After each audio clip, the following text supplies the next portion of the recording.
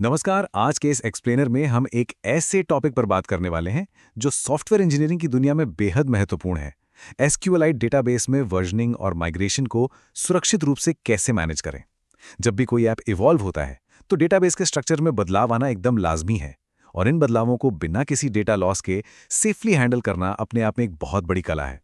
Okay, चलिए सीधा इसमें डाइव इन करते हैं। इस प्रोसीजरल रोड मैप पर एक नज़र डालते हैं जो हमें आगे गाइड करेगा। पहला, एसक्यूएल माइग्रेशन की चुनौती। दूसरा, वर्जन्स को ट्रैक और चेक करना। तीसरा, स्कीमा बदलाव की रणनीतियां। चौथा, ऑर्डर्ड एसक्यूएल स्क्रिप्ट्स को बनाए रखना। और आखिर में जीरो डेटा लॉस के लिए टेस्टिंग।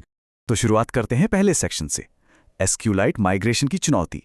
ये वो मेन प्रॉब्लम है जिसका सामना इंटरव्यू कैंडिडेट्स और डेवलपर्स दोनों को डेटाबेस अपडेट करते वक्त करना ही पड़ता है। चीज़ों को एकदम स्पष्ट करने के लिए एक बहुत ही बेसिक सवाल से शुरू करते हैं।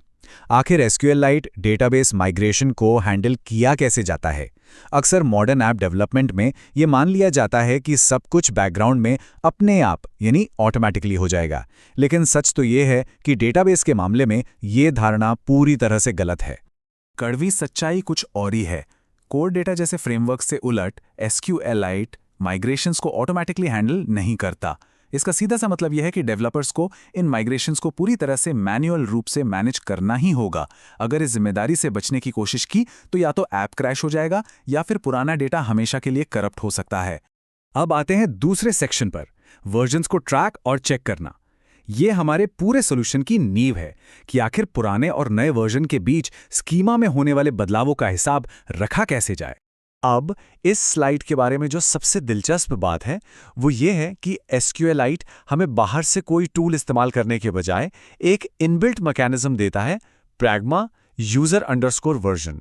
ये कमांड लिटरली एक गेम चेंजर है। इसके जरिए डेटाबेस स्कीमा के लिए एक वर्जन नंबर आराम से स्टोर किया जा सकता है और जब भी नया बदलाव हो इसे आसानी से अपडेट किया जा सकता है। तो चलिए इस क्रिटिकल ऐप स्टार्टअप सीक्वेंस को समझते हैं। जब भी ऐप लॉन्च होता है तो सबसे पहले डेटाबेस में मौजूद करंट यूजर वर्जन को रीड किया जाता है। फिर इसकी तुलना कोड में मौजूद एक्सपेक्टेड वर्जन से की जाती है। अगर ये दोनों मैच नहीं करते, मतलब अगर कोई भी मिसमैच होता है, तो बस यही वो ट्रिगर है जो माइग्रेशन स्क्रिप्ट्स को रन करने का सिग्नल देता है। आगे बढ़ते हैं तीसरे सेक्शन की तरफ, स्कीमा बदलाव की रणनीतियां।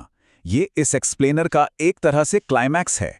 इसे एक चौराहे की तरह समझ सकते हैं जहां डेवलपमेंट टीम्स को तय करना होता है कि एग्जीक्यूशन के लिए कौन सा रास्ता चुना जाए।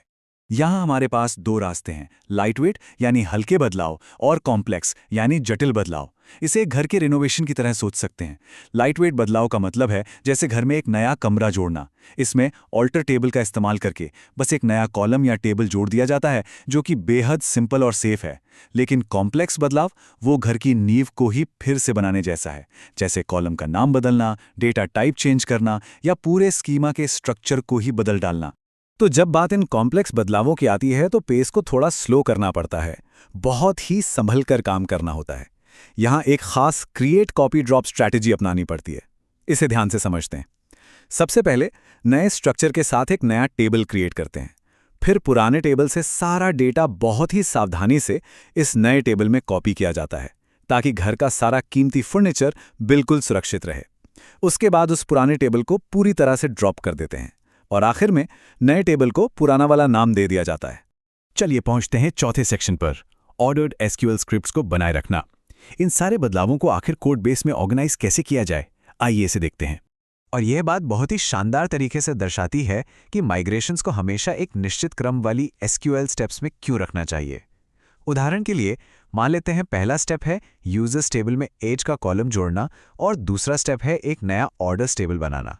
इन स्क्रिप्ट्स को हमेशा वर्जन्स के डिफरेंस के आधार पर एक के बाद एक सीक्वेंशियली रन करना चाहिए।